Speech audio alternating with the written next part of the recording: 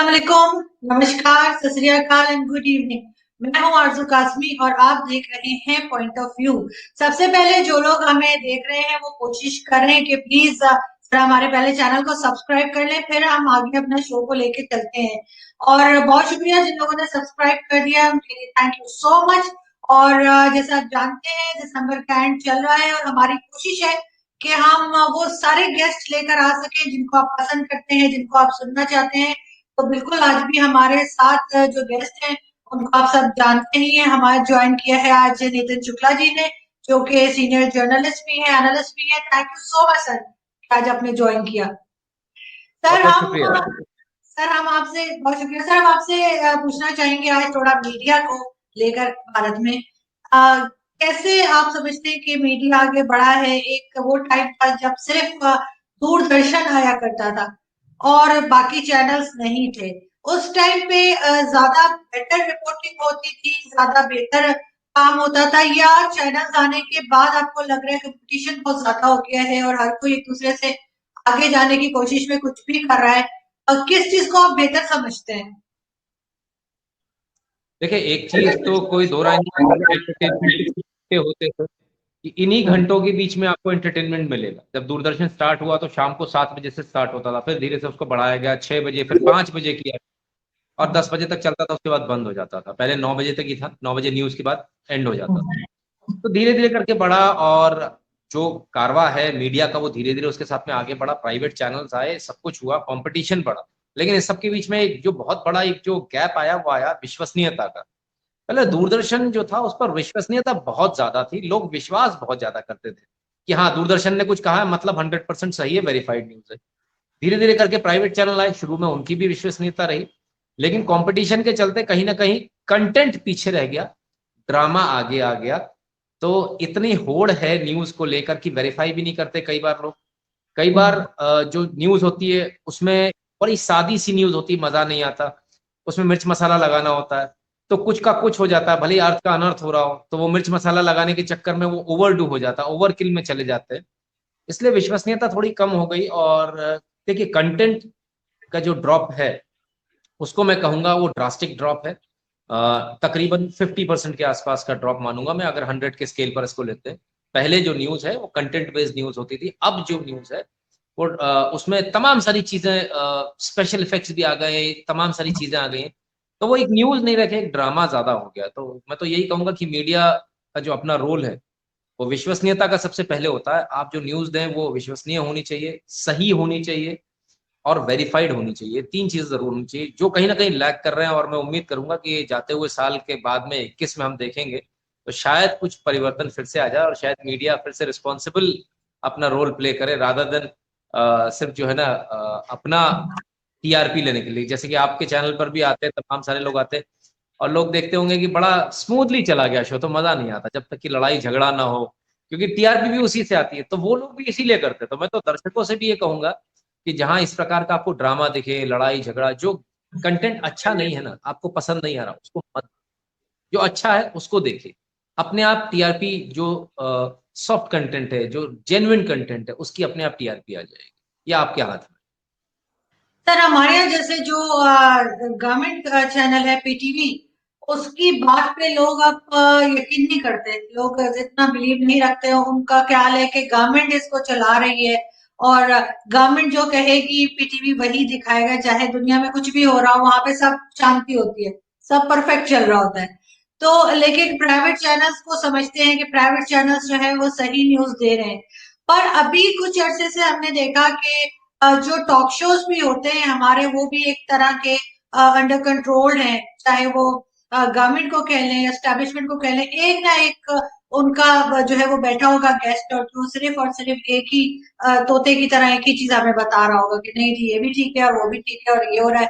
तो आप क्या कहाँ तक अभी देखिए, भी जहां तक लोग गवर्नमेंट विश्वास टेलीविजन, करते हैं दूरदर्शन पे, या लोग समझते हैं कि नहीं प्राइवेट चैनल्स की अपनी एक इम्पोर्टेंस है, उसकी वजह से हमारे यहाँ तो जॉब्स भी क्रिएट हुई हैं। लेकिन फिर भी आप क्या समझते हैं कि अंडर कंट्रोल है मीडिया या फ्री हैंड है? देखिए मीडिया दो तरह से अंडर कंट्रोल होता है। एक तो जो आपने बोला कि गवर्नमेंट का चैनल है तो गवर्नमेंट का अंडर कंट्रोल है। अंडर कंट्रोल रहे अच्छी बात है, लेकिन जो भी डायरेक्टर जनरल या जो भी उसके चीफ हैं जो चैनल को देखते हैं, उनको एक चीज का हमेशा ध्यान रखना चाहिए कि ऐसा ना हो कि आप तोते बन जाओ, जो सरकार कह रही है वही कह रहे हो आप। ऐसी स्थिति नहीं होनी चाहिए। ठीक है, यहाँ पर भी दूरदर्शन गवर्नमेंट के कंट्रोल में भाई, क्योंकि गवर्नमेंट की एजेंसी है। लेकिन यहाँ पर एक चीज है कि गवर्नमेंट जो ट्वीट करती है, गवर्नमेंट जो अपना न्यूज चैनल से बोलती है, उस पर विश्वसनीयता ज्यादा होती है लोगों की, लोग उस पर ज्यादा विश्वास करते हैं। जैसे हम लोग भी कई बार बोलते हैं कि हम जो सरकार कह रही है हम उसको मानेंगे, रादर देन कोई प्राइवेट चैनल कह रहा है। तो डेफिनेटली आज भी इंडियन गवर्नमेंट के जो मीडिया है उनकी विश्वसनीयता ज्यादा है। और ना सिर्फ इंडियन गवर्नमेंट के, जो पुराने हैं जैसे एएनआई है, उसकी अभी भी मान्यता काफी है। पीटीआई है, उसको भी लोग देखते हैं। यूनी वार्ता है, उसको भी लोग देखते हैं। ये तमाम सारे ये भी प्राइवेट है। एशिया न्यूज इंटरनेशनल, एएनआई, वो कोई गवर्नमेंट का नहीं है, लेकिन उसकी अपनी एक विश्वसनीयता है जो उसने बरकरार रखी है। वो सिर्फ न्यूज देता है, अपने उसमें साथ में व्यूज ऐड नहीं करता। बीबीसी, क्योंकि पहले एक जमाने में ऐसा होता था कि बीबीसी ने कहा है मतलब पत्थर की लकीर है, अब उसके आगे तो कुछ चलेगा ही नहीं। अब लेकिन स्थिति हो गई कि बीबीसी कम से कम इंडिया के अंदर पूरी तरह से अपनी विश्वसनीयता खो चुका है, क्योंकि वो इतना ज्यादा अपने व्यूज उसमें साथ में दे रहे हैं। न्यूज चाहिए है पब्लिक को, आपके व्यूज देने भी तो आप उसको अलग से दीजिए। और जहां तक प्राइवेट चैनल्स का सवाल है, हाँ प्राइवेट चैनल्स यहाँ पर है, विश्वसनीयता है भी और नहीं भी है, दोनों ही चीजें हैं। कुछ चैनल्स पर विश्वसनीयता है लोगों की, कुछ पर नहीं भी है। तो ऐसा नहीं कह सकते। और देखिए, सबका अपना एक क्लाइंट बेस तैयार हो चुका है, सभी चैनल्स को देखने वाले लोग, क्योंकि 135 करोड़ आबादी है भारत की, इंडिया बहुत डेंसली पॉपुलेटेड है। तो ऐसे में देखिए, सबको कहीं ना कहीं उनका क्लाइंट बेस तो मिल ही रहा है, सबको टीआरपी कहीं ना कहीं मिल ही रही। लेकिन मैं तो सिर्फ इतना कहूंगा कि अपनी विश्वसनीयता ना खोए। और दूसरी बात देखिए, गवर्नमेंट प्राइवेट को कंट्रोल करती है कि नहीं, अब ये अपने आप में एक बड़ा हास्यास्पद इसलिए हो जाता है क्योंकि एक छोटा सा पत्रकार भी गवर्नमेंट के कंट्रोल में नहीं होता। तो प्राइवेट चैनल को कंट्रोल करना तो बड़ा मुश्किल हो जाता है। हाँ, विश्व की जहां जिस भी देश में जहां फ्री प्रेस है, वहां पर अगर कोई कंट्रोल करता है तो वो पैसे से कंट्रोल करता है। यानी कि गवर्नमेंट पैसा देती है, पॉलिटिकल पार्टीज पैसा देती है, बहुत बड़ा अमाउंट होता है, कोई छोटा मोटा नहीं होता। 100 करोड़ के से डीलिंग स्टार्ट होती है, it goes up to 500 crore. ठीक है ना, तो ये बहुत बड़ा पैसा इसमें इन्वॉल्व होता है प्राइवेट चैनल्स का। देखिए तभी वो लोग, आरजू जी आप एक बात समझिए, आपको पत्रकारिता करते कितना समय हो गया, मुझे पत्रकारिता करते कितना समय हो गया। We have been journalist since 1998 से मैं इस काम को कर रहा हूँ। मैं तो आज भी मोबाइल से ही कर रहा हूँ, मेरे पास तो आज भी ढंग का कैमरा नहीं है। तो वो लोग कौन है जो 400 करोड़ के 500 करोड़ के चैनल के इक्विपमेंट्स ले आते हैं? उनके इक्विपमेंट्स ही इतने महंगे हैं, उनका एक एक कैमरा उनका देखिए आप 6-6 8-8 10-10 लाख रुपए का। ये पैसा आता कहाँ से? और जब ये पैसा आता है किसी भी जगह जहां फंडिंग जहां क्लियर नहीं है, वहां प्रॉब्लम ये है कि वहां न्यूज निष्पक्ष नहीं दे सकता। कहीं ना कहीं वो पैसा आ रहा है, तो अपने जो मालिक पैसा दे रहा है उसके खिलाफ कैसे बोले? देखिए, खरीदने का एक तरीका होता है। हाँ, गवर्नमेंट्स भी बाय करती हैं, कॉर्पोरेट्स भी बाय करते हैं ऐसे चैनल्स को। और इसके अलावा जितने और कंसर्न पार्टीज हैं वो भी ऐसे चैनल्स को बाय करते हैं, और बाकायदा पैसे में डीलिंग होती है। ये ओपन है, ये कोई से पैसा नहीं है कि इंडिया में है, पाकिस्तान में है, अमेरिका में है, सब जगह। और सब जानते हैं किस प्रकार से लेफ्ट मीडिया इस समय हावी है। पाकिस्तान हो, आपके यहाँ चीन का दबदबा ज्यादा है, वहां पर लेफ्ट का दबदबा ज्यादा है। न्यूज से ही समझ में आ जाता है कि वो न्यूज किस पैटर्न पे चल रही है। यूएस में चले जाइए, वहां पर भी यही हाल है। सीएनएन, जो मुझे नाम नहीं लेना चाहिए बट क्योंकि अब आ गया, ऐसे बड़े बड़े तमाम सारे चैनल्स हैं जो कि लेफ्ट आइडियोलॉजी को पूरा सपोर्ट करते हैं। क्यों करते हैं? Obviously because of the funding, there is no other reason. Otherwise आप तो निष्पक्ष हो, और जो निष्पक्ष रहेगा वो उसका बड़ा चैनल कभी नहीं बन सकता, क्योंकि उसको कोई भी पैसा नहीं देगा। बिल्कुल सर, यहाँ पे भी कुछ इसी तरह का है। मैं भी ऑलमोस्ट मुझे 9-10 साल हो गए हैं, 2011 से मैं भी जर्नलिज्म में हूँ।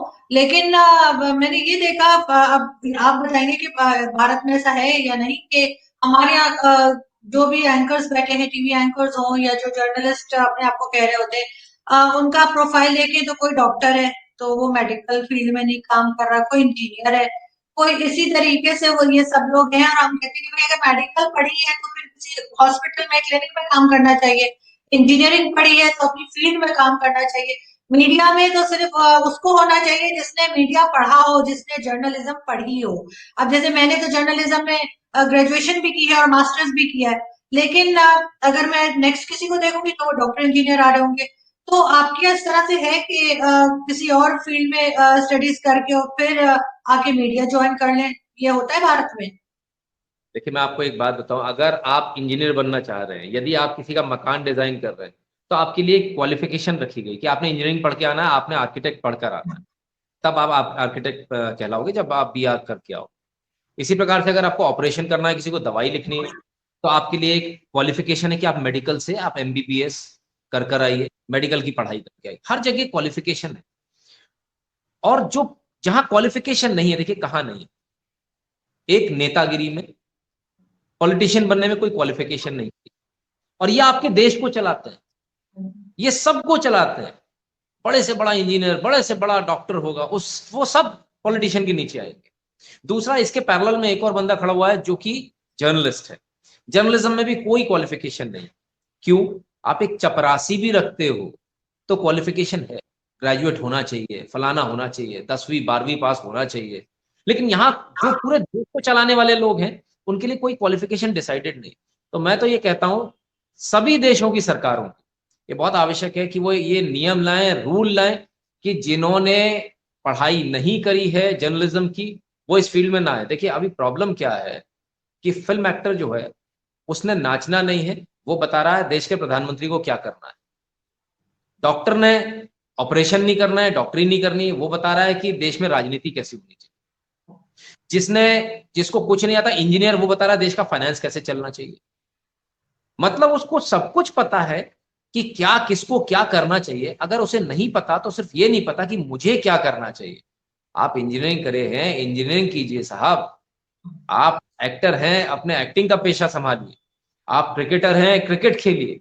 या आपकी चीजें नहीं है। धर्म के लोग आकर पॉलिटिक्स में बात करते हैं, धर्म के लोग आके बताते हैं देश कैसे चलेगा। अरे सर, पहले धर्म तो चला लो अपना, देश बाद में चला लेना। तो ये जो एक जो कहना चाहिए एक अननेसेसरी एक जो एनक्रोचमेंट ऑफ राइट्स है ना, ये बड़ा खराब है। और मैं तो इससे एक कदम आगे बढ़कर बोलता हूँ, सिर्फ मीडिया के लिए नहीं, पॉलिटिशियंस के लिए भी बेसिक मिनिमम क्वालिफिकेशन कंपलसरी कर दिया जाना चाहिए। बहुत आवश्यक है, बहुत जरूरी है। बिल्कुल। और इसी तरह से सर यहाँ पे तो ये भी होता है कि किसी को कोई शो मिला हुआ है टीवी पर या किसी न्यूज़पेपर में अगर वो है या किसी मैगजीन में काम कर रहे हैं, ज्यादा तो खैर हर एक की कोशिश होती है कि वो टीवी पर ही हो, तो वो भी पर्ची सिस्टम चल रहा होता है। ये जो इस वक्त करंट गवर्नमेंट बैठी होगी, उसके जितने मिनिस्टर्स और एडवाइजर्स, उनकी जान पहचान होगी, वो किसी को फोन कर देंगे, वो कहेंगे इनको शो दे दीजिए, चाहे उनको एबीसीडी भी ना आती हो जर्नलिज्म की, वो बैठ के शो कर रहे होंगे और वो ऊंचा ऊंचा चिल्ला रहे होंगे कि कोई आदमी। तो ये चीज क्या भारत में भी होती है, या ये कि कोई क्वालिफिकेशन देखकर ही शो मिलता है, या बस पर्ची लेकर आ जाए और शो मिल जाएगा?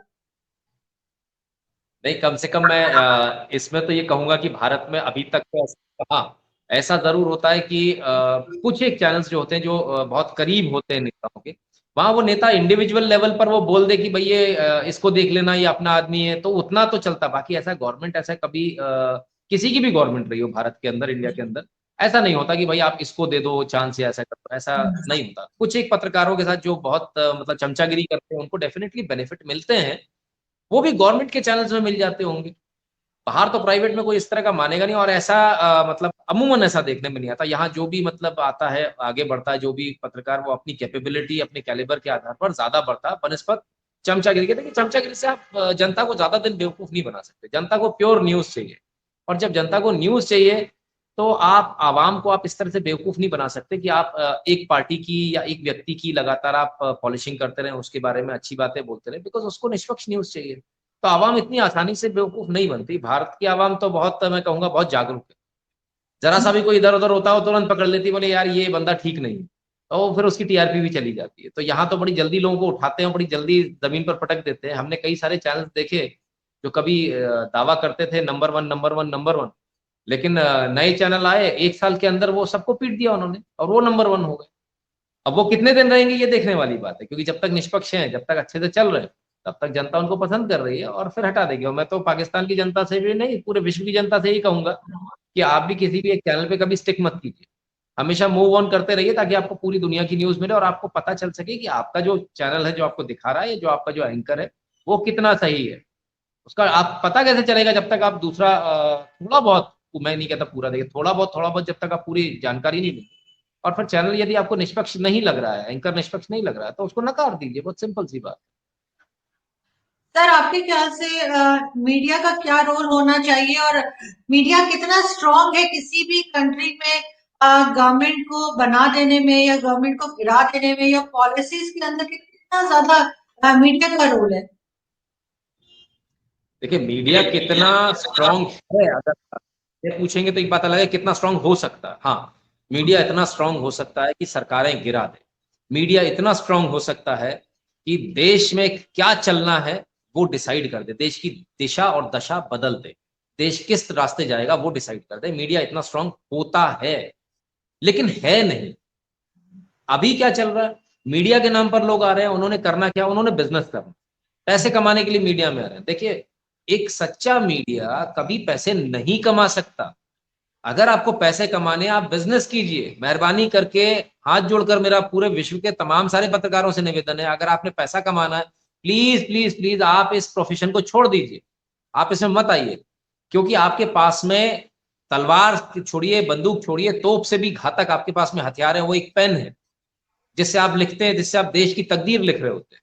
और जब उस पेन में स्याही की जगह पैसा भर जाता है, तब आप बेईमानी कर रहे होते हैं, आप गद्दारी कर रहे होते हैं अपने प्रोफेशन के साथ, अपनी आत्मा के साथ। तो ऐसा ना करें। ताकत बहुत है, लेकिन जब बिक जाते हैं लोग तो फिर वो ताकत नहीं रहती। सरकारों से बिकते हैं, बड़े बड़े कॉर्पोरेट हाउसेस के लिए बिक जाते हैं। आप देखिए कुछ कोई बड़ा बहुत बड़ा कॉर्पोरेट घराना होगा, उसका कोई फूड प्रोडक्ट आ रहा होगा, या मान लीजिए उनका लड़का किसी उसमें फंस गया होगा, उस न्यूज को सब लोग दबा देंगे, वो न्यूज नहीं आएगी। अगर वो गाड़ी किसी के ऊपर चढ़ा देगा तो वो न्यूज नहीं आएगी, नहीं नहीं वो तो ड्राइवर ने चढ़ाई, वो तो था ही नहीं। क्यों? क्योंकि वो बड़े आदमी का लड़का है। वो अगर शराब पी के भी गाड़ी चला रहा है तो वो उसने कुछ नहीं किया। क्या ये रिपोर्टिंग का लेवल है? हम लोग इतने बिक गए हैं कि हम सही तरीके से नाम भी नहीं ले पा रहे, हमको इतना डर लग रहा है। वो लोग कहाँ चले गए जिन्होंने अपनी फांसी चढ़ गए, जो लोग अंग्रेजों के खिलाफ लिखते लिखते, वो लोग कहाँ चले गए जिन्होंने अखबार बंद नहीं किए अपने? तो वो उनके दम पर ही तो आजादी मिली थी, इन लोगों के दम पर थोड़ी मिली थी जो ऐसे बिकाऊ टाइप के लोग। वो उस जमाने में भी थे, आज भी है। उस समय बहुत कम थे, आज बहुत ज्यादा हो गए। आज आदमी को समझ में नहीं आ रहा है उनको करना क्या। डेफिनेटली बहुत ताकत होती है मीडिया के अंदर, बहुत पावरफुल आप जगह पर होते हो, लेकिन तब आपको मानते भी लोग तभी हैं जब आप ईमानदार होते हो। एक बहुत बड़ा फर्क है, देखिए आप समझिए। एक पत्रकार पावर कॉरिडोर में घूम रहा है, पार्लियामेंट में जा रहा है, और एक चमचा है और एक ईमानदार। दोनों में फर्क ये, चमचा अगर जा रहा होगा तो नेता के पीछे पीछे जा रहा होगा, और ईमानदार जो होगा वो अपने रास्ते जा रहा होगा तो नेताजी बदल कर रास्ता उसके पास आएंगे नमस्ते कर। तो ये दोनों में बहुत फर्क है। अब आपको कौन सा बनना है, ये आने वाली पीढ़ी को तय करना है। हमको कौन सा पत्रकार बनना है, नेताजी के पीछे चलने वाला बनना है, सफेद कुर्ते पजामे के पीछे चलने वाला बनना है, या फिर ऐसा बनना है कि जहां आप खड़े हो जाए वहां लोग आए आपसे बात करने, ये आपको चुनना है। लेकिन दोनों में बहुत जमीन आसमान का डिफरेंस है। एक तरफ आपको जिंदगी बिल्कुल जैसे हमने बताया कि कैमरा लेने के लिए पैसे नहीं होंगे, दूसरी तरफ आपके पास में कार भी होगी, बंगला भी होगा, सब कुछ होगा।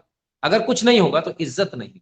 आपको चुनना है क्या चुनना बिल्कुल सर, पाकिस्तान में तो ज्यादातर जो मीडिया हाउसेज हैं, जो टीवी चैनल्स के ओनर्स हैं, वो बिजनेस कम्युनिटी से हैं। वो as such most of the time journalist है ही नहीं, ठीक है। उन्होंने एक सेटअप लगाया और सबको हायर कर लिया, इस तरह से है।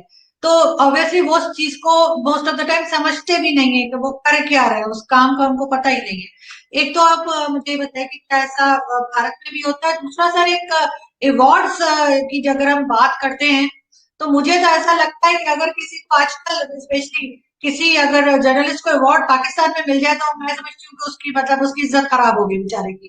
तो वो क्योंकि अवार्ड भी बिके हुए हैं, अवार्ड भी अपने चमचों को देते हैं। तो अगर किसी को अवार्ड नहीं मिला तो इसका मतलब है कि वो जर्नलिस्ट कुछ बेहतर काम कर रहा है।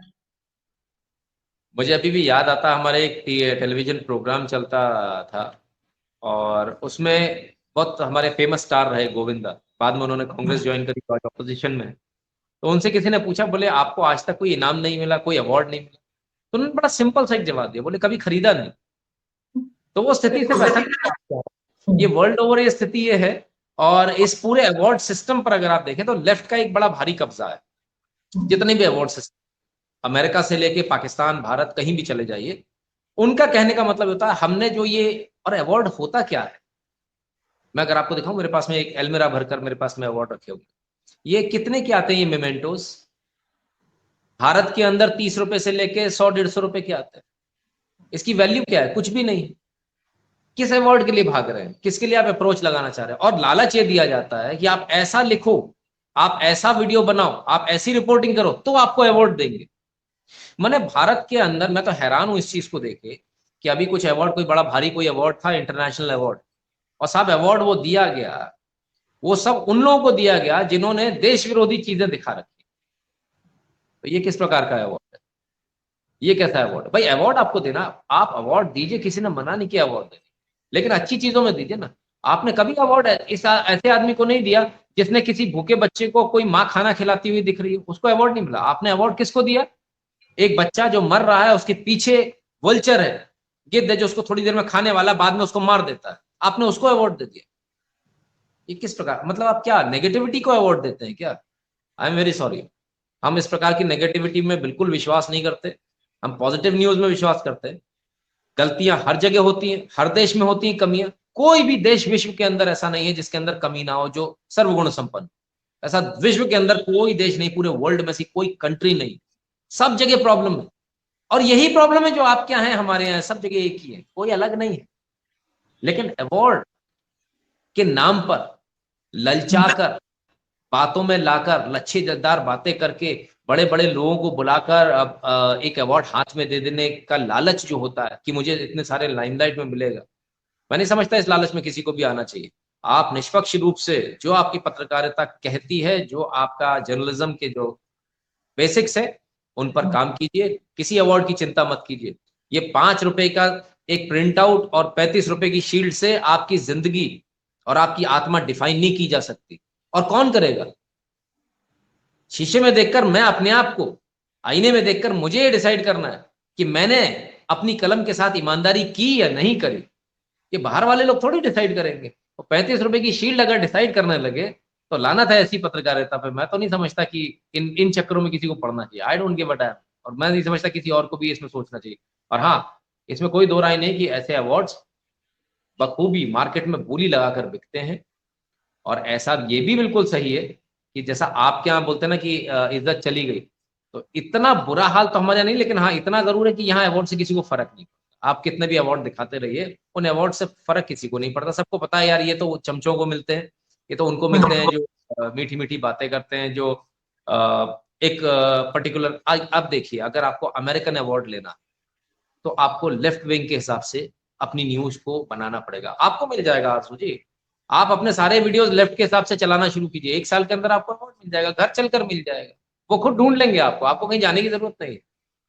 तो अवार्ड एक्चुअली कुछ नहीं है। अवार्ड ये है, अवार्ड वो पट्टा है जो हम अपने कुत्ते को गले में पहनाते हैं।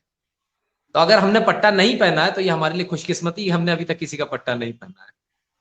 बिल्कुल, मैं भी यही समझती हूँ कि अगर अवार्ड नहीं मिला तो ये बहुत अच्छी बात है कि किसी को अवार्ड ना मिले जर्नलिज्म में, तब भी ये लगेगा कि वो अच्छा काम कर रहा है।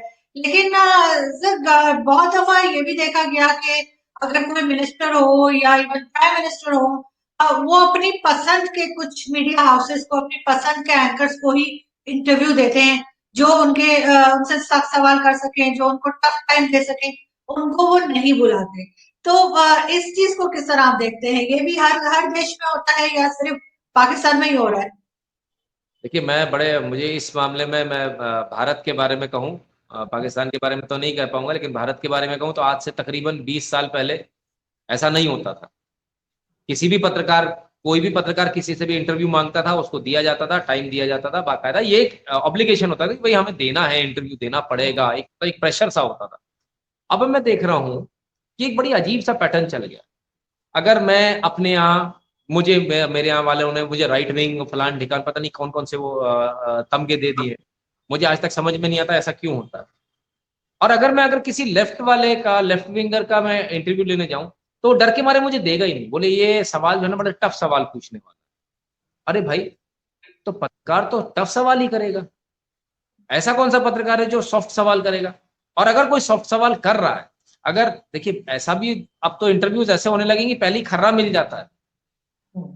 पहले गिरावट ये आई थी 2 साल पहले, 3 साल, 5 साल पहले ये होता था कि इंटरव्यू के लीक आउट कर देते, जैसे पेपर लीक होता है कि भाई हम आपसे ये सवाल पूछेंगे। अभी उल्टा हो गया। अभी जिसको आप इंटरव्यू दे रहे हैं, वो नेताजी या वो मंत्री जी आपको क्वेश्चनर दे देते हैं कि भाई तुमको ये सवाल पूछने हैं। और वो बंदा वहां जाके क्वेश्चनर पूछता था पहली बार। वो एंकर नहीं है, वो पत्रकार नहीं है, वो एक एक्टर है जिसने एक्टिंग करनी है इंटरव्यू की।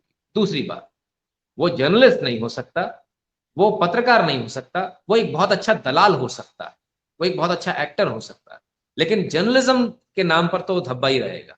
तो ऐसे लोगों से मेरा निवेदन है, मेहरबानी करके हमारे यहाँ एक बड़ा अच्छा स्लोगन भी चलता है कि दलालों पत्रकारिता छोड़ो और पत्रकारों दलाली छोड़ो। तो दोनों ही जरा आपस में छोड़ दें और पत्रकारिता जैसा जो प्रोफेशन, नोबल प्रोफेशन था आज से 30-40 साल 50 साल पहले, वैसा ही रहे। इमरजेंसी लगी थी इस देश के अंदर पत्रकार नहीं झुके, बहुत सारे पत्रकार थे जो झुके भी, लेकिन बहुत सारे थे जो नहीं झुके, और उन्हीं के दम पर इमरजेंसी फिर हटी इस देश के, भारत के अंदर से। तो ये इतिहास गवाह है, पत्रकारों ने वाकई में देश की तकदीर को बदला है, कईयों बार बदला है। लेकिन बहुत दफा ये भी लोग कहते हैं सर कि जब एक ही चैनल हुआ करता था, फॉर एग्जांपल जैसे दूरदर्शन था, तो या पीटीवी था हमारे यहाँ, तो लोगों को वो मेहनत करते थे, जो जो जर्नलिस्ट थे वो खबर लाने के लिए, न्यूज लाने के लिए भाग दौड़ करते थे। अब क्या करते हैं, कहते हैं अच्छा उस चैनल पे देखो क्या चल रहा है, वहां से न्यूज उठाते हैं अपने यहाँ चला देते हैं। तो ये थोड़े हमारी अपनी भी मतलब ज्यादा अपनी ही गलती नहीं बनती चली जा रही कि हम लोग जो है वो आसान आसान काम ढूंढते हैं, हम सोचते हैं कि ऐसे ही हो जाए तो ठीक है। देखिए, कुछ हद तक तो मैं मानता हूँ दर्शकों की सबसे बड़ी गलती ये है कि वो ऐसी चीजों को प्रमोट क्यों करते हैं। जैसे आप देखिए, कोई चैनल होगा, अगर मान लीजिए आपके यहाँ कुछ कहीं कोई विवाद हो रहा है, कोई राइट्स हो रहे हैं या कोई प्रोटेस्ट हो रहा है, तो वो चैनल सुबह पकड़ेगा उस प्रोटेस्ट को, पूरा रात भर 24 घंटे वो प्रोटेस्ट दिखाएगा। आपको देखने में बड़ा अच्छा लग रहा है, प्रोटेस्ट हो रहा है, प्रोटेस्ट हो रहा है, प्रोटेस्ट हो रहा है, आप उसमें इन्वॉल्व हो गए, आप देख रहे हैं, लेकिन आपको एक चीज समझ में नहीं आई, उस चैनल ने आपको बुद्धू बना दिया, बेवकूफ बना दिया। क्यों? उसने आपको न्यूज दी नहीं, उसने अपना पूरा दिन भर काट लिया एक प्रोटेस्ट के दम पर, और वो अगला हफ्ता भी उस प्रोटेस्ट के दम पर ही काटने वाला है। किसी भी पत्रकार के लिए, किसी भी चैनल के लिए सबसे बड़ा चैलेंजिंग जॉब तब होता है जब देश के अंदर ना कोई बम धमाका हुआ हो, ना कोई प्रोटेस्ट हुआ हो, ना कोई राइट्स हुआ हो, ना सरकार कोई नया बिल लाई हो, ना संसद के अंदर हंगामा हुआ हो, ना किसी नेता ने किसी दूसरे को गाली दी। यानी सब कुछ बड़ा नॉर्मल जिस दिन चल रहा है, उस दिन एक्चुअल न्यूज चलती है, और तभी असली चैनल की पहचान होती है। तो अब ये जो बनावटीपन जो है कि बस कुछ भी मिर्च मसाला लगा के चलाते जाइए, ये बहुत आ गया, और मैं समझ रहा हूँ इससे लोग परेशान भी हो रहे हैं, और इसी वजह से विश्वसनीयता जो चैनल्स की गिर रही है वो भी गिर रही है, क्योंकि एक ही न्यूज सब जगह चल रही होती है। और मजे की बात तो ये है कि फर्ज कीजिए कि अगर मान लीजिए आरजू जी को लेकर कोई न्यूज चल रही है, तो आधे चैनल बिल्कुल ऑपोजिट दिखा रहे होंगे, आधे चैनल बिल्कुल ऑपोजिट दिखा रहे होंगे, आधे दिखा रहे होंगे आरजू बहुत अच्छी है और आधे दिखा रहे होंगे आरजू बहुत खराब है। तो हर आदमी अपने एजेंडे के हिसाब से चला रहा है, न्यूज नहीं दे रहा, वो अपना एजेंडा प्रमोट कर रहा है। तो ये एजेंडेबाजी बंद होनी चाहिए, प्योर जो न्यूज है वो दी जानी चाहिए। मिलावट अब न्यूज में भी हो गई है, ये बड़े दुख की बात है। सर फ्रीडम ऑफ स्पीच या फ्रीडम ऑफ प्रेस कितना ज्यादा है और या कितना कम है भारत में? और साथ ही आपके जो जर्नलिस्ट हैं जो वाकई में फील्ड में काम करते हैं या कोई ऐसी न्यूज देते हैं जो बिल्कुल ही जेन्युइन हो और सही न्यूज हो, वो उनकी सेफ्टी कितनी है? हमारे यहाँ तो आपको पता है ना, उठा के ले जाते हैं नॉर्दर्न एरिया, घुमा के वापस ले आते हैं, उसके बाद उनका वो सॉफ्टवेयर अपडेट हो जाता है और फिर वो बेचारे कुछ और बोलने लग जाते हैं। तो ऐसा कुछ होता है या? और बाकी किस तरह से आप लोग को फ्री हैंड दिया है गवर्नमेंट ने और एस्टैब्लिशमेंट अगर कोई होती है तो? हमारे यहाँ तो है जी। देखिए, as far as India is concern, जहां तक भारत का सवाल है, भारत में फ्रीडम ऑफ स्पीच और फ्रीडम ऑफ प्रेस दोनों ही अपने एक्सट्रीम लेवल पर है। एक्सट्रीम लेवल की मैं बात कर रहा हूं, मतलब जो जिस लेवल पर, मतलब जो मैक्सिमम हो सकता है ना, कई हद तक तो दुरुपयोग भी हो जाता है। यहाँ तो वो हाल है, फ्रीडम ऑफ स्पीच का हाल ये है कि यहाँ भारत के अंदर खड़े होकर लोग नारे लगा देते हैं, वो भी कैपिटल दिल्ली के अंदर, न्यू दिल्ली के अंदर खड़े होकर नारे लगा देते हैं, भारत तेरे टुकड़े होंगे। तो ये फ्रीडम ऑफ स्पीच है? कुछ नहीं हुआ उनको। यहाँ तो देश के प्रधानमंत्री को गाली दे देते हैं, कुछ नहीं होता। तो फ्रीडम ऑफ स्पीच तो यहाँ जरूरत से ज्यादा है, जितनी नहीं होनी चाहिए उतनी है। लेकिन ठीक है, फ्रीडम ऑफ स्पीच है भाई, लोगों का मन है, कर रहे हैं। दूसरी तरफ फ्रीडम ऑफ प्रेस की बात करें तो फ्रीडम ऑफ प्रेस बिल्कुल पूरी ताकत के साथ है। जो लोग इस तरह के नारे लगाते हैं उनके समर्थन में भी लोग आते हैं, वो उनके समर्थन में लेख लिखते हैं, उनके समर्थन में बाकायदा प्राइम टाइम चलते हैं, शोज चलते हैं। तो फ्रीडम ऑफ, यहाँ कोई भी ऐसा नहीं है कि सरकार आके उसको रोक देगी, ऐसा कर देगी, नहीं, ऐसा कुछ भी नहीं। मैं आपको ताजा उदाहरण देता हूँ, एक हमारे यहाँ चैनल है रिपब्लिक, रिपब्लिक भारत। अर्नब गोस्वामी उसके कर्ता धर्ता है, मेन है, वही एंकर भी है। उन्होंने महाराष्ट्र, एक स्टेट है महाराष्ट्र, वहां पर बैठकर जो वहां की जो रीजनल गवर्नमेंट है, जो स्टेट गवर्नमेंट है, उसको चैलेंज किया और बहुत दम से चैलेंज किया। ये हुआ, आलम ये हुआ कि उन्होंने उनके ऊपर केसेस कर दिए तमाम सारे, ये वो, भाई अदालत से उन्होंने बेल एप्लीकेशन फाइल करी, ये वो, लेकिन कुछ में फंस गए, कुछ में नहीं मिल पाई उनको बेल, तो वो जेल गए। 7 दिन वो जेल में रहे, 7 दिन बाद छूट कर आए और फिर उतनी ताकत के साथ उन्होंने सरकार के अगेंस्ट में बोला। तो यहाँ सॉफ्टवेयर अपडेट तो नहीं हो पाता, ऐसा कोई कोशिश करता भी है तो उसको मुंह की खानी पड़ती है, बिकॉज, और सबसे मजे की बात ये बताऊं आपको कि जिस वक्त अर्नब जेल गए उस वक्त पूरा मीडिया एक हो गया कि नहीं ये गलत हो रहा है, ये तो बिल्कुल गलत हो रहा है। क्योंकि देखिए सबको पता है आज अगर अर्नब का नंबर है तो कल उनका लगने वाला है, मुझे भी पता है आज अगर अर्नब का नंबर है तो कल मेरा लग जाएगा। जब इतने बड़े नेशनल न्यूज चैनल जो नंबर 1 पर आ गया, जब उसके आप मालिक को उठा कर ले जा रहे हो तो मेरी कहाँ हैसियत है। तो भारत के अंदर फ्रीडम ऑफ प्रेस तो अच्छी खासी है, मेरा भी जो मन करता है मैं दम से बोलता हूँ, मुझे कभी कोई प्रॉब्लम नहीं आती है। हाँ, सरकार की तरफ से तो कोई धमकी नहीं आती। ऐसा जरूर होता है कि जब आप किन्हीं ऑर्गेनाइजेशन के खिलाफ में, आईएसआईएस के खिलाफ में, इनके खिलाफ में बोलते हैं तो उनकी धमकी जरूर आती है, लेकिन ऐसा इतना आसान नहीं है, इंडिया में इतना आसान नहीं है कि आप मतलब किसी रिपोर्टर को आप मर्डर कर दो या उसको धमका दो। देखिए धमकाई में तो कोई नहीं आता भारत में, कोई रिपोर्टर किसी की धमकी नहीं आता। और जहां तक बात है कि कोई किसी का मर्डर कर देगा, तो अगर ऐसी गलती कोई करता है तो सत्ताएं हमने बदलती देखी हैं, पूरे के पूरी गवर्नमेंट्स बदल गई, लोग जेल में गए, बड़े बड़े नेता लोग जेल में गए और जेल में आज भी सड़ रहे हैं। मैं नाम नहीं लूंगा किसी का, लेकिन भारत के अंदर ये संभव नहीं है आप किसी को डरा कर दबा कर चुप करा लो, ये संभव नहीं है। हाँ, पैसे देकर लोग जरूर चुप कराते हैं जो होते हैं, फिर मैंने वही बताया, फिर वो पत्रकार नहीं होते, वो दलाल होते हैं। तो दलालों के लिए तो खैर क्यों टाइम हम वेस्ट करें। नहीं, आप बिल्कुल ठीक बात कर रहे हैं। जो पैसे लेते हैं तो ऑफ कोर्स वो जर्नलिस्ट नहीं होते। लेकिन सर, टीआरपी की एक आपके यहाँ लगी रहती है, रेस एक होती रहती है टीआरपी की। तो आप क्या समझते हैं, ये अच्छा है, ऐसा होना चाहिए, कंपटीशन बना रहना चाहिए, या आप समझते हैं कि नहीं, इससे थोड़ा मीडिया में कुछ ठीक नहीं चल रहा होता, क्योंकि सबको सिर्फ टीआरपी चाहिए कि जैसी मर्जी न्यूज आ रही हो। देखिए बेसिकली टीआरपी का फंडामेंटल क्यों है आप इसको समझिए। टीआरपी इसलिए है क्योंकि आपने एक थोड़ी देर पहले मुझे एक चीज बताई कि हमारे यहाँ बिजनेसमैन ने चैनल खोल लिए, हमारे यहाँ भी ऐसा है। तो जब बिजनेसमैन चैनल खोलता है तो वो क्या चाहता है, मुझे प्रॉफिट चाहिए इसमें से। और प्रॉफिट के लिए क्या चाहिए, कुछ भी कीजिए लोग ज्यादा देखने चाहिए, ज्यादा देखेंगे तब क्या होगा, एड की जो वैल्यू है वो बढ़ जाएगी। आज मैं आपसे कोई ऐड ले रहा हूं कि मैं आपका 30 सेकंड का ऐड चलाऊंगा, मुझे 20 लाख रुपए चाहिए, तो जब मेरे को, जब 1 करोड़ लोग देख रहे हैं, 10 करोड़ लोग देखने लगेंगे, तब उसकी वैल्यू कितनी हो जाएगी, फिर उतना मल्टीप्लाई हो जाएगा। तो ज्यादा पैसा आए इसके लिए ये सारा टीआरपी का नाटक चलता है। अब मेरा मानना है कि टीआरपी का तो पहली बात ये चक्कर होना ही नहीं चाहिए, इसको हटा देना चाहिए। अगर है भी, अगर रखना भी है तो कंटेंट बेस्ड टीआरपी रखो ना। ड्रामे करके टीआरपी लेने से क्या फायदा है, गाली देकर टीआरपी लेने से क्या फायदा है। आप चैनल्स पे देखिए, चैनल चैनल नहीं रह गए, एक मजाक हो गए कि वहां पर कोई दूसरा एक व्यक्ति बैठेगा, दूसरा बैठेगा, कोई लेडी को थप्पड़ मार रहा है, कोई लेडी किसी को थप्पड़ मार रही है, कोई कुर्सी फेंक रहा है, कोई चिल्ला रहा है, चीख रहा है। अरे भाई इसकी आवश्यकता नहीं है। अगर कंटेंट अच्छा है आपके पास तो इनकी आवश्यकता नहीं है। कंटेंट बेस्ड टीआरपी हो, आप टीआरपी कहें या आप कंपटीशन कहें, आप कीजिए, कंटेंट बेस्ड कीजिए, ड्रामे बेस्ड मत कीजिए प्लीज।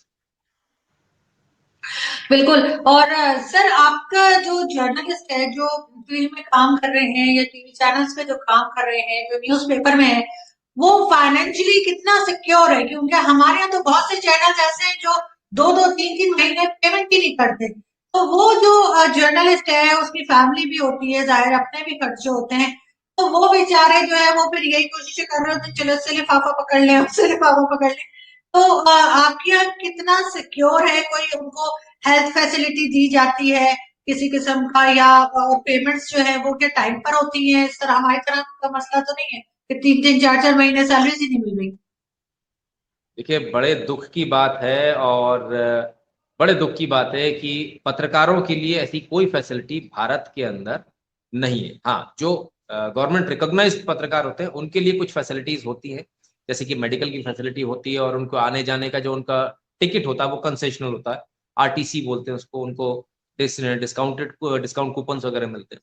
लेकिन इसके अलावा ऐसा कुछ विशेष सरकार की तरफ से नहीं मिलता। जो लोग सरकार के करीब होते हैं, जो लोग लगातार पावर कॉरिडोर में घूमते रहते हैं, उनको मकान अलॉट हो जाए, उससे भी कोई ज्यादा नहीं होता। लेकिन ऐसा कोई फाइनेंशियल सिक्योरिटी नहीं है। आज आप देखिए, एक ईमानदार पत्रकार के लिए, फिर बात यहाँ फिर से दो लोगों के बीच में बट जाएगी, एक बेईमान और एक ईमानदार। अब एक ईमानदार पत्रकार आता है, उसके पास कुछ भी नहीं है। आपने बोला 4-4 महीने सैलरी नहीं मिलती, ऐसा मेरी नजर में भारत में नहीं आया कि 4 महीने सैलरी नहीं मिली, क्योंकि यहाँ तो 1 महीने बाद आदमी छोड़ ही देगा, उसको कोई दूसरा चैनल मिल जाएगा या वो अपना काम शुरू कर लेगा।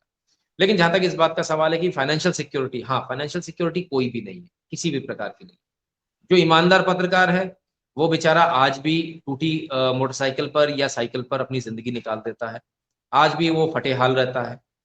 जो कॉम्प्रोमाइज करते हैं, लिफाफे ले लेते हैं, वो बहुत पैसा कमा लेते हैं। देखिए पत्रकार, आप तो खुद इस फील्ड में है, तो मुझे कुछ कहने की आपसे जरूरत नहीं, लेकिन मैं एक आवाम को जरूर ये बताना चाहूंगा कि ये एक ऐसी फील्ड है जिसमें बहुत पैसा और बिल्कुल पैसा नहीं। बेईमान हो जाइए, बहुत पैसा है। ईमानदार रहिए, बिल्कुल पैसा नहीं, कोई पैसा नहीं मिलेगा। लेकिन याद रखिएगा, तारीख आपको याद रखेगी। आप ईमानदार हो या बेईमान, दोनों तरह से तारीख आपको याद रखेगी। और उस समय आवाम आपके ऊपर थूकेगी या आपकी पूजा करेगी, ये डिपेंड करेगा। क्योंकि ऐसे बहुत सारे पत्रकार हुए हमारे यहाँ जो फटे हाल रहे, लेकिन आज उनके नाम के अवार्ड्स हैं, उनके नाम की बिल्डिंग्स हैं, उनके नाम के चौराहे हैं। जो बेईमान थे उनके नाम कहीं भी नहीं। हमको ये चुनना है कि हमको ईमानदार होना है, बेईमान। और सबसे बड़ी बात, जब आप इस फील्ड में आए हैं, तो आप जिस किसी देश में हो, सबसे पहले आप मानवता के नाते, ह्यूमैनिटेरियन ग्राउंड्स पर, आप सबसे पहले ये सोचिए कि आप एक इंसान हैं और आपको मौका मिला है इंसानों की सेवा करने का, इंसान बनने का। आप उसको, अवसर को खोइए मत, बेचिए मत, सस्ते पैसों में मत बेचिए। दूसरा अवसर आपको मिलता है अपने देश के लिए काम करने का, कि आप अपने देश की जनता की आंखें होते हो, उसके कान होते हो, उसकी नाक होते हो। आंखों से आप देखते हो, कानों से आप सुनते हो क्या चल रहा है, और नाक से आप स्मेल करते हो कि क्या चल रहा है, क्या हवा में, फिजाओं में क्या खुशबू है। तो जब ये चीज ही बिक जाएगी, तब फिर क्या होगा देश का। ये कोई इतनी छोटी रिस्पॉन्सिबिलिटी नहीं है कि हम तो पत्रकार हैं जी, लिफाफा पकड़ लिया और चले गए। नहीं नहीं, ऐसा नहीं है। हमारी बहुत रिस्पॉन्सिबिलिटी है, हमें पूरी ईमानदारी के साथ काम करना है। हमें देखना है कि कहीं अगर नकली दवाई बन रही है, तो हमें आवाम को आकर वो बताना है, देश की जनता को बताना है कि भाई यहाँ नकली दवाई बन रही है, इस फैक्ट्री पर छापा मारे, इनको हफ्ता जा रहा है प्रशासन को, एडमिनिस्ट्रेशन को, इसलिए लोग काम नहीं कर रहे हैं, यहाँ नकली दवाई। क्योंकि अगर आप नहीं बताएंगे, तो वो नकली दवाई जब मार्केट में आएगी, ना जाने कितनों की जान ले जाएगी। तो यह रिस्पॉन्सिबिलिटी बहुत बड़ी है, अगर इसको समझें तो। अगर नहीं समझेंगे, कोई बात नहीं, शराब की बोतल में बिक जाइए। बहुत पत्रकार बिकते हैं, हमारे देश में भी बिकते हैं, पूरे वर्ल्ड ओवर बिकते हैं, हमको मालूम है। बहुत अच्छी लैविश लाइफ जीते हैं, 5 स्टार उनकी लाइफ होती है। हमारी स्थिति ये थी, हम तो गवर्नमेंट के रिटायरिंग रूम्स ढूंढते हैं जो सस्ते दरों पे होते हैं जनता के लिए। तो ये फर्क होता है भाई, आप 5 स्टार में रुकना चाह रहे हो या आप ईमानदारी के साथ काम करना चाह रहे हो। मैं फिर कहूंगा लोगों से, जिनको पैसा कमाना, मेहरबानी करके इस प्रोफेशन में ना आए। और 1000 गुना बेहतर है किसी 5 स्टार में रुकने से, 1000 गुना बेहतर है आप किसी धर्मशाला में रुकिए, किसी परिचित के रुकिए। आपके पास नहीं है पैसे, गाड़ी मत खरीदिए, मत अपने खर्चे बढ़ाइए, लेकिन ईमानदार रहिए। क्योंकि जनता बहुत आस से, बहुत उम्मीदों के साथ आपकी न्यूज को देखती है, आपके लिखे को पढ़ती है। उनके साथ गद्दारी मत कीजिए। लेकिन एक चीज और है शुक्ला जी, के अगर जर्नलिस्ट सच बोले, हमारे यहाँ तो बहुत होता है, आपके यहाँ भी यकीनन होता होगा, अगर कोई बात सच बोले और वो गवर्नमेंट के अगेंस्ट जा रही हो, एस्टेब्लिशमेंट के अगेंस्ट जा रही हो, तो बोलेंगे ये तो गद्दार है। तो जर्नलिस्ट को हम खुद धक्का मार के और कहते हैं कि जी आप जो है उसे पुश करते हैं झूठ बोलने के लिए। तो ये किस किस्म की सोसाइटी हम क्रिएट कर रहे हैं? देखिए, ये तो एक जनता एक ऐसा अदालत है जो अपने हिसाब से चीजों को तय करती है। अब जनता को तय करना है कि भाई क्या करना है। लेकिन मेरे साथ भी ऐसा कई बार होता है। बहुत बार जो मेरे व्यूअर्स हैं बड़े बहुत तारीफ करते हैं, कई बार ऐसा भी होता है मुझे ही गाली देते हैं, नहीं नहीं तुम तो ऐसे हो, तुम तो बिक गए हो, पैसे ले लिए फलान ठिकाना। लेकिन हम तो वही दिखाएंगे जो सच है, चाहे उसमें उनको अच्छा लगे, चाहे उनको बुरा लगे। देखिए, सच बहुत कड़वा होता है, बड़ा डिस्कम्फर्ट पैदा करता है। तो इसका मतलब ये नहीं कि हम उससे डर जाए। सर, हमारे यहाँ जहां तक भारत की सवाल है, देखिए सरकार तो कभी कुछ कहती ही नहीं है। यहाँ सरकार तो प्रेशर बना ही नहीं सकती, कोई भी सरकार हो। इतना आसान नहीं है प्रेशर बनाना। इमरजेंसी लगाकर लोगों ने कोशिश करके देख ली, सफल नहीं हुए, तो यहाँ सरकार तो प्रेशर नहीं बना सकती। हाँ, जनता का एक प्रेशर जरूर होता है, ये जरूर होता है कि अगर आपके मन मुताबिक खबर नहीं आई, कुछ लोगों का ऐसा है, तो आपको ब्रांडिंग कर देंगे उनके मन मुताबिक। जैसे एक सज्जन का मुझे अभी तक याद है, उन्होंने कहा कि पत्रकारों का तो काम ही है सरकार के अगेंस्ट में खड़े होना। मैं इस वक्तव्य से बिल्कुल भी इत्तेफाक नहीं रखता। पत्रकार का काम बिल्कुल भी नहीं है कि किसी के साथ या अगेंस्ट खड़े होना। पत्रकार का काम है निष्पक्ष होकर बीच में खड़े रहना, ना इधर ना उधर। तो आप तो कह रहे हो सरकार के मुखालफत करे वही पत्रकार है, ये किस प्रकार का पत्रकार हुआ? और ये वो लोग कह रहे हैं जिन्होंने किसी जमाने में पूरी जिंदगी अपनी सरकार के साथ काटी, आज क्योंकि उनकी मन मुताबिक सरकार नहीं है, इसलिए उन्होंने डायमेंशन बदल दिए। तो ये उचित नहीं। एक व्यक्ति को हमेशा, एक पत्रकार को हमेशा बैलेंस्ड होना चाहिए और कभी भी ना प्रो होना चाहिए ना अगेंस्ट। अपना माइंडसेट मत बदलिए, अपना माइंडसेट मत बनाइए कि मैं प्रो हूं, मैं अगेंस्ट हूं। नहीं, आप कुछ भी नहीं है। अगर आप प्रो हैं तो आप सिर्फ न्यूज के प्रति प्रो होना चाहिए। अगर आप अगेंस्ट हैं तो आप सिर्फ इस चीज के अगेंस्ट होना चाहिए कि कोई गलत न्यूज नहीं चलनी चाहिए, कोई फेक न्यूज नहीं जानी चाहिए। बहुत सिंपल सा। बिल्कुल ठीक। और इसी तरीके से बिल्कुल जो सही न्यूज़ हो सिर्फ वही देनी चाहिए जर्नलिस्ट को, चाहे वो अपोजिशन की हो चाहे वो गवर्नमेंट की हो, ताकि तभी एक सही एक जर्नलिस्ट बन पाएंगे। वरना तो फिर वही हो जाता है ना, इस पार्टी के साथ हैं कभी उस पार्टी के साथ हैं। लेकिन जो भी गवर्नमेंट होती है सर, लास्ट में आपसे पूछना चाहूंगी कि इससे तो आप शायद एग्री करेंगे या नहीं कि गवर्नमेंट पे सबसे ज्यादा क्रिटिसिज्म होता है, क्योंकि गवर्नमेंट एक बड़े वादे करके आई होती है, एक बड़े ख्वाब दिखा के आई होती है कि हम ये कर देंगे वो कर देंगे, और जब वो नहीं कर पाती तो सबसे ज्यादा सुनना भी उसी को पड़ता है। क्योंकि हमारी गवर्नमेंट को आजकल बहुत लोग कह रहे हैं और बहुत सुना रहे हैं मेरे समेत। तो मेरा ख्याल है कि गवर्नमेंट को उस चीज के लिए तैयार रहना चाहिए। देखिए, जो सत्ता में होगा, जो राज करेगा, उसको इस बात के लिए तैयार रहना चाहिए। पहली बात, आपको बहुत आशाओं के साथ चुना गया है। दूसरी बात, कोई यदि आपसे ये कहता है कि भाई आप ये कीजिए, यदि आपकी जनता ये आपसे कह रही है आप ये कीजिए, तो आप इस बात को समझिए कि जनता ये मानती है, ये जानती है कि आप ये कर सकते हो। उसको आप में विश्वास है। जनता कोई आपको गाली नहीं दे रही है, उसने वोट देकर आपको वहां भेजा, तो उसको आप में विश्वास है। पत्रकार जब आपसे सवाल कर रहे हैं, जब जर्नलिस्ट आपसे सवाल कर रहे हैं जनता से, तो इसका मतलब ये नहीं कि वो सरकार के खिलाफ में है। इसका मतलब ये वो जनता की आवाज बनकर आए हैं। हम तो भाई वो पूछ रहे हैं जो जनता चाह रही है। अगर आप जनता की आवाज नहीं सुनना चाह रहे, मत सुनिए। आप हमको गेट आउट कर दिए, हम बाहर चले जाएंगे। लेकिन ये सोचिएगा, अगले चुनाव में आपका क्या होगा? जनता आपको भी गेट आउट कर देगी। सरकारें कोई सी भी हो, आपको जनता की आवाज सुननी पड़ेगी। आपको पत्रकारों के सवाल के जवाब देने पड़ेंगे। भागने से कुछ नहीं होगा। और इसमें कोई दो राय नहीं है कि सरकार से सवाल पूछे जाते हैं, पूछे जाने चाहिए। हमेशा जो सत्ता में उसी से पूछा जाएगा। लेकिन विपक्ष सिर्फ दूसरी तरफ बॉल मारकर ये कह दे कि सत्ता में वो है इसलिए वो जाने, ऐसे भी काम नहीं चलेगा। चुना तो आपको भी है ना, आपको भी चुना है ना, आपको चुनकर पार्लियामेंट भेजा है ना। आप क्या कर रहे हैं? आप ये हाथ नहीं झाड़ सकते कि नहीं नहीं हमारी पार्टी की तो सत्ता नहीं है। तो ऐसा कोई एग्रीमेंट नहीं हुआ था कि हमारी, अगर ऐसा है तो फिर आप इस्तीफा दे दीजिए।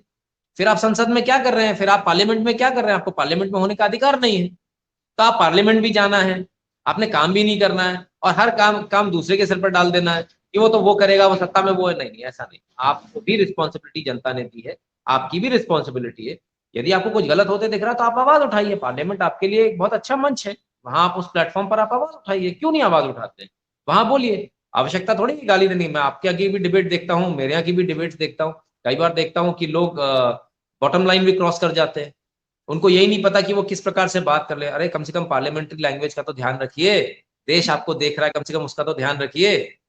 कम से कम इसका तो ध्यान रखिए कि आपकी क्लिप चलाते समय हम लोग को शर्म ना आए। कईयों बार ऐसा होता है कि हमको शर्म आती है। बताइए कितना लो लेवल पर ये बोल रहे हैं, और ऐसा होता है। तो मेरे ख्याल सर से बहुत हमारे यहाँ तो सर हमारे पार्लियामेंट में तो पहले कुर्सी उर्सी उठा के मार देते थे चेयर एक दूसरे के सर पे। फिर अब वो बनाया कि चेयर फिक्स्ड है, निकल नहीं सकती। वरना पहले तो उठाते थे और एक दूसरे के सर पे पार्लियामेंटेरियन चेयर मार रहे होते थे, अगर पुरानी वीडियोस देखें। अब तो खैर उन्होंने इनकी वजह से ही जो है वो नया डिजाइन करके और फिक्स कर दिया कि उठा के एक दूसरे को एटलीस्ट ये ना कर सके। लेकिन तभी कुछ ना कुछ तमाशा तो होता ही रहता है वहां पे। बट देखिए, ये तो चेयर उठाकर फेंकना, ये सब तो उन लोगों का काम है जो गुंडे हैं। तो हम लोग ऐसे गुंडों को चुनकर क्यों भेज रहे हैं जो इस तरह का व्यवहार वहां कर रहे हैं? ऐसे लोगों को चुनकर नहीं भेजना चाहिए जनता को। यदि कोई और जनता इसमें ताली क्यों बजा रही है? क्योंकि हमको ऐसा डिजाइन कर दिया गया, हमको ऐसा समझा दिया गया कि ये बात मुझे समझ में नहीं, मुझे गुस्सा आया तो मैंने गुस्सा निकाल दिया। आप कौन होते हो इस प्रकार से गुस्सा निकालने वाले? आपका अधिकार नहीं है पार्लियामेंट में इस प्रकार से चेयर फेंकने का। ये जनता को सवाल करना चाहिए, जहां से वो आए ऐसे लोगों को हराना चाहिए। लेकिन अफसोस इस बात का है कि जनता ऐसे लोगों को नहीं हराती है, इसलिए इनके हौसले और बुलंद हो जाते हैं। आज जो आदमी चेयर फेंक रहा है, कल वो टेबल भी फेंकेगा, है ना। तो ये बहुत आवश्यक है कि जनता को ये बात को समझना पड़ेगा कि अगर आपके पार्लियामेंटेरियंस सभ्य नहीं है, आप उनको चुनकर मत भेजिए, आप बाहुबलियों को चुनकर मत भेजिए, गुंडे बदमाशों को मत भेजिए। और इसीलिए मैं कह रहा हूं पत्रकारिता में बेसिक्स होने चाहिए, बेसिक एजुकेशन कुछ ना कुछ होनी चाहिए। न सिर्फ इतना, बल्कि मैं तो कहता हूं इसमें कहीं ना कहीं, चाहे सरकार इसमें बनाए, चाहे इंडिपेंडेंट एजेंसी बनाए, एक एजेंसी बननी चाहिए जहां ये भी देखा जाना चाहिए कि कहीं क्रिमिनल केसेस तो नहीं है इसके ऊपर, वो उसको भी देखा जाना चाहिए। कन्विक्टेड कितने हुए पता चला, जो कल के गुंडे थे वो आज पत्रकार बनकर बैठ गए, जिन्होंने बिल्कुल। खदानें चलानी है, 2 नंबर के काम करने हैं, वो पत्रकार बनकर बैठ गए। तो पत्रकारिता इसलिए तो है नहीं कि हर गुंडे बदमाश को शेल्टर देने के लिए। आज लोगों ने उसको एक शेल्टर के तौर पर इस्तेमाल, ढाल की तरह से इस्तेमाल करना शुरू कर दिया कि भाई मैं तो पत्रकार, मुझे सारे गलत काम करना है, मुझे ड्रग्स का धंधा करना है, तो मैं पत्रकार का एक तमगा लेकर बैठ जाता हूँ, पुलिस मेरे यहाँ नहीं आएगी। और वाकई में पुलिस डरती है, नहीं आती है। भारत में तो ऐसा है, पत्रकारों ने इतना प्रेशर बना रखा है पुलिस के ऊपर।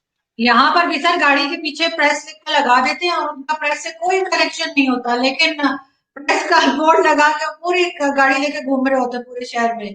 तो ये तो मिस यूज तो यहाँ भी बहुत किया जाता है। वही है जिसे कुछ नहीं आता, इंजीनियरिंग कर ली है लेकिन उसका काम नहीं आता, मेडिकल कर लिया, किसी हॉस्पिटल में जिसे कहते हैं कि इंजेक्शन नहीं लगा सकते, वो आके टीवी पे बैठ के और शोज कर रहे होते हैं। ये चीज तो मुझे मुझे मैं तो बहुत बुरी बहुत लगती है पाकिस्तान मीडिया में। मैं तो बहुत अच्छा मानता हूँ जो इंजीनियरिंग करके आए हैं।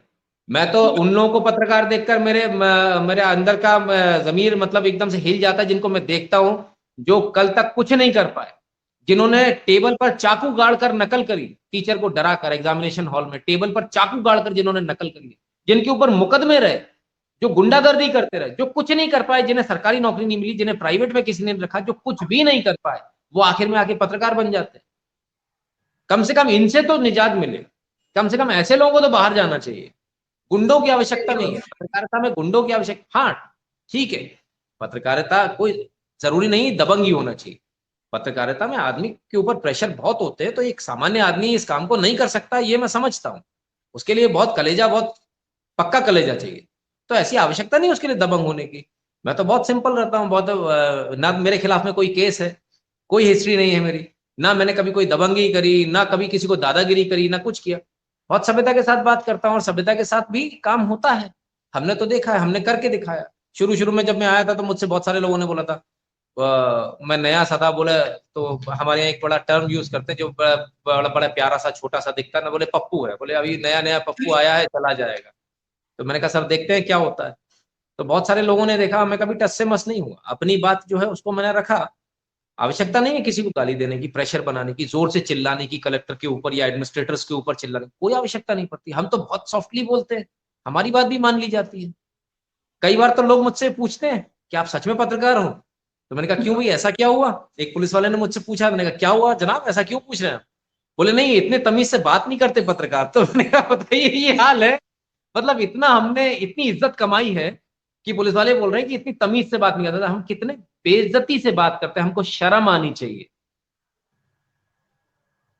बिल्कुल, यहाँ पे भी काफ़ी वो जो है ना मीडिया का कार्ड दिखा के बहुत से हमारे भी जर्नलिस्ट हैं जो बड़ा रौब दिखा रहे होते हैं कि जी हमें तो कोई रोकता ही नहीं है, हमसे तो किसी ने टिकट ही नहीं पूछा, हमसे तो किसी ने लाइसेंस नहीं पूछा, क्यों?